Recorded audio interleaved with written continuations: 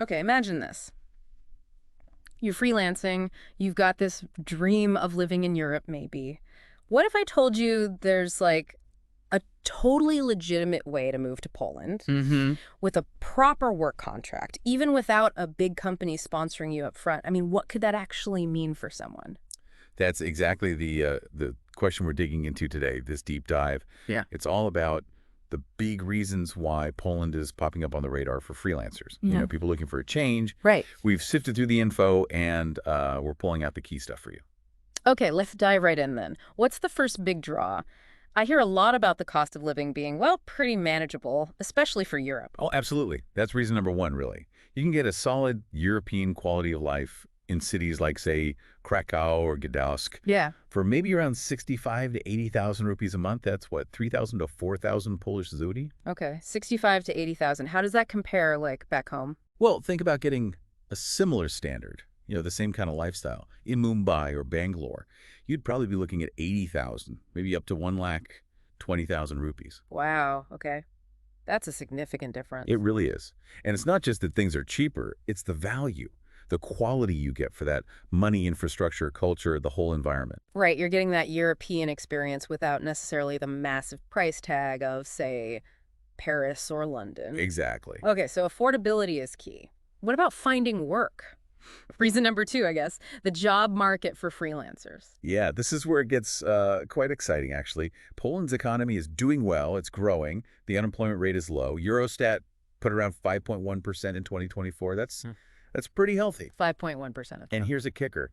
We saw over 10,000 Indian freelancers and professionals actually move to Poland just last year. 10,000? It Seriously? shows there's real momentum there, a growing community. So are there specific fields where freelancers are really needed? Definitely. The big ones seem to be IT, engineering, finance is strong, and also creative industries, design, writing, that sort of thing. And what kind of income are we talking about, potentially? Well, reports suggest freelancers in those fields can often pull in somewhere between 8,000 and 18,000 PLN per month. Okay, let me translate that. 8,000 to 18,000 PLN. That's like what? 1.7 to 3.8 lakh rupees a month? Exactly. So financially quite appealing for many. No kidding. That definitely paints a good picture for career prospects. But moving isn't just about the money, right? What about just the quality of life? How's Poland on that front? Very strong. That's our third point. Poland consistently ranks high for safety, usually in the top 25 globally. That's a big plus for a lot of people. Top 25 safest, okay. And its Human Development Index, the HDI, is 0.870. That puts it right up there with many Western European countries. It measures things like health, education, income, gives a broad sense of well-being. So it feels safe, the development index is high. What does that mean day to day? Like, what's the vibe?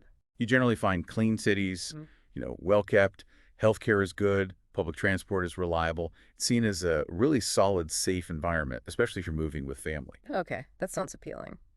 Now, something else I've heard, Poland as a sort of springboard for travel.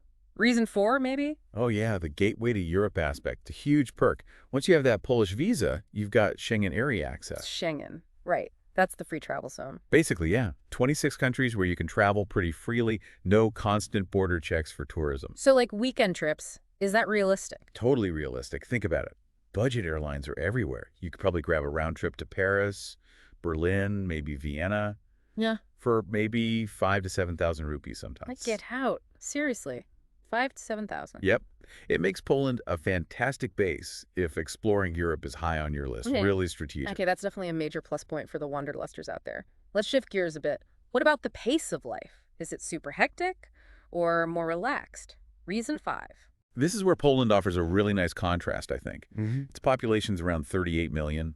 Sounds Yeah. like a lot. But compare that density to, say, Mumbai or Delhi. Yeah, completely different scale. Right. It generally feels less crowded, less chaotic, more space. And I heard something about nature. Lots of green space. Loads. Uh, Over 30% of the country is forest, parks, lakes. So lots of opportunities to get outdoors, breathe cleaner air. the air quality. That's a big one. Huge. Average air quality index, or AQI, in major Polish cities is often around 25 to 35. Compare that to 150 plus, sometimes way higher, in big Indian cities. Wow. Yeah, you'd feel that difference immediately. Absolutely. And add to that, commute times are generally shorter, maybe 30 minutes on average. All this adds up. Less commute, cleaner air, more nature. Sounds like better balance. Exactly. Poland actually ranks quite high for work-life balance, often in the top 30 globally. Yeah. People tend to value their personal time more. It's just a more balanced rhythm. More time for yourself, for family, for exploring Europe on those cheap flights. Okay, this all sounds fantastic. But let's talk brass tacks. For freelancers, money is always key.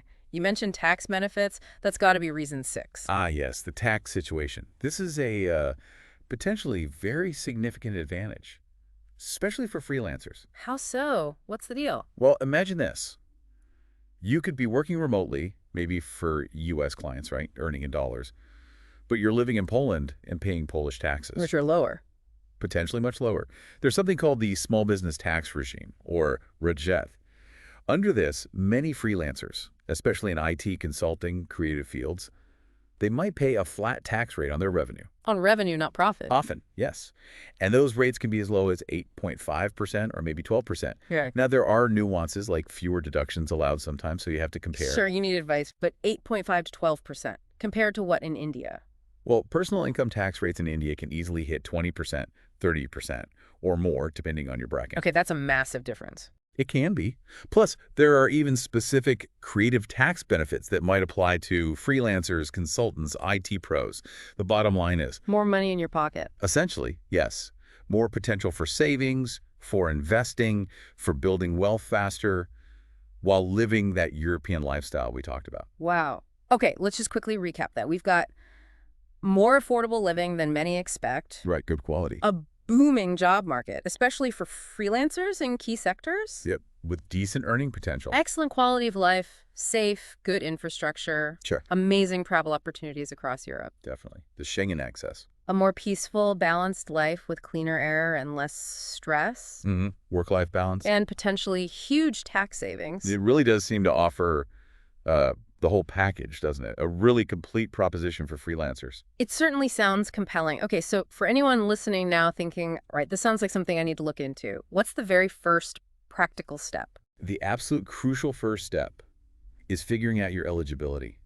Can you, based on your specific freelance work, your skills, your experience, can you actually get a legal work contract and residence permit in Poland on that basis? Right. It's not automatic. You need to qualify. Exactly. You need to see if your profile fits what they're looking for. And how do people do that? How can they find out? We wanted to make that easier. So check the description for this deep dive. There's a link to a short form there. A form? Okay. Yeah. Fill that out.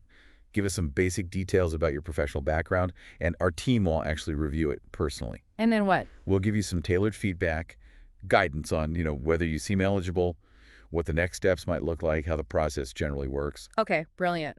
So if you're freelancing, you're maybe dreaming of Europe, better quality of life, maybe growing your savings faster, this could genuinely be an option. It really could. Don't just sit on it then. Click that link in the description, fill out the form, and get that personalized review. Seriously, your whole European adventure could kick off right now. It's definitely worth exploring. Could be the start of something amazing.